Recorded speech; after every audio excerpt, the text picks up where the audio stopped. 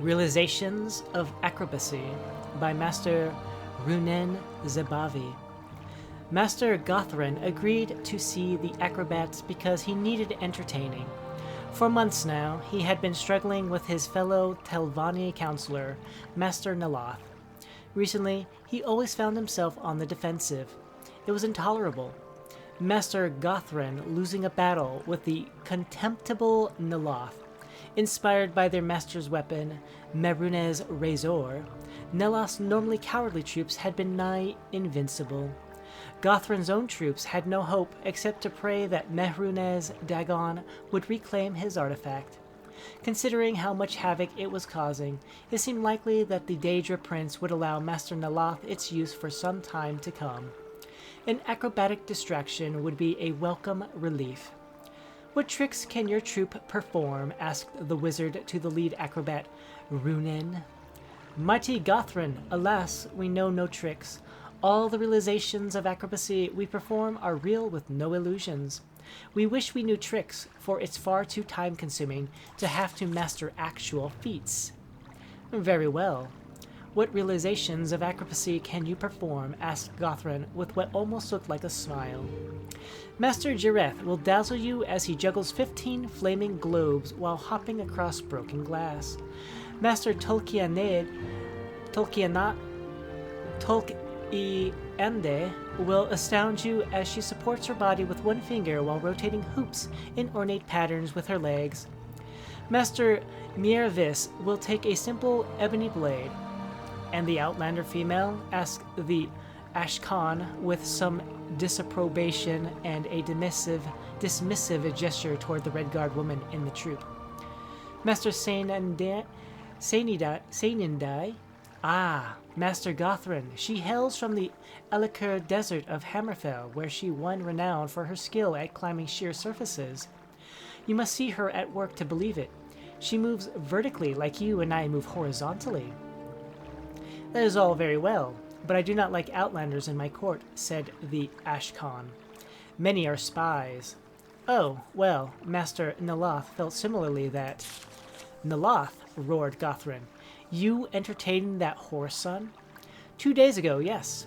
I remember that he said there have been strained relations between you two.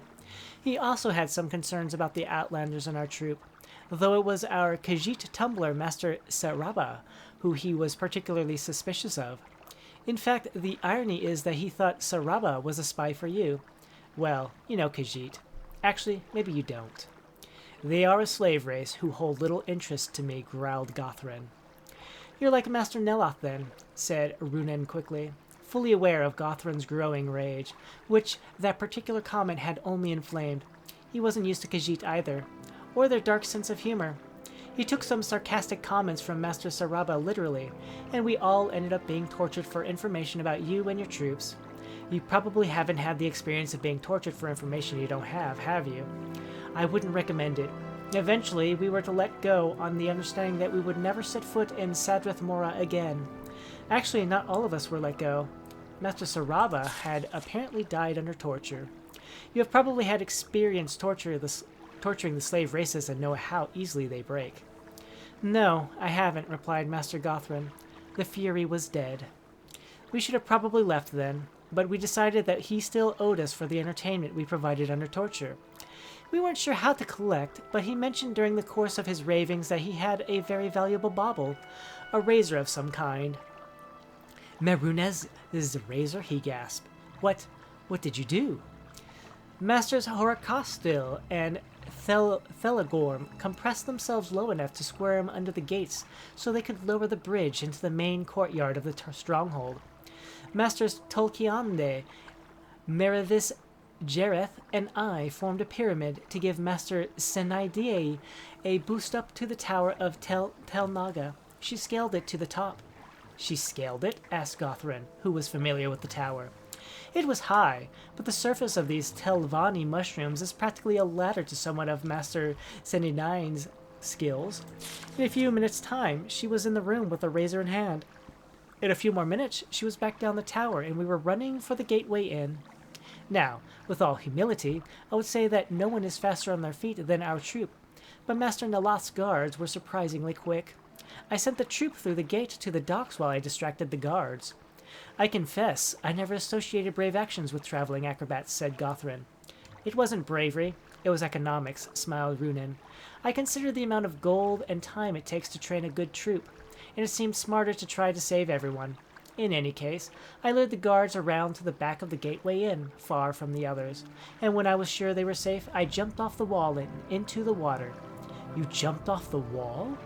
Well, yes, as a matter of fact, I did. It's pretty tall. It was a simple matter, especially since I could land in the water. Still, it's only a matter of rolling and twisting the body like so. I'll demonstrate it if you want. Later, if you please, said the Ash Khan. What happened then? We arrived here at court, said Runin simply. And when did Master Niloth get Mehrunes' razor back from you? Mighty Gothrin, that part of the story hasn't happened yet, said Runin. Are you ready for us to perform for you now? I hadn't told you yet about our latest realization of acrobacy, when Master Meavis takes a simple ebony blade and jungles it in one hand and a handful of marshmallows reeds in the other. I don't want to give the whole effect away, but at the end of the act, you have some very fine sheets of papyrus. It sounds delightful, Master Runin, said Gothrin. I look forward to seeing it in a few days' time. But I must leave now to meet Master Niloth on the field. I will soon return for a victory celebration, and I want to see all of your realizations of acrobacy. In the meantime, you will be honored guests with every luxury the Archmagister of House Telvanni can afford. So the room and board will be almost as nice as a third-rate show in Rihad, said Senedai as they took their rooms a few hours later. Why do we bother with these backwoods performances? There are already so many jugglers in Rihad, said Ruinin with a shrug.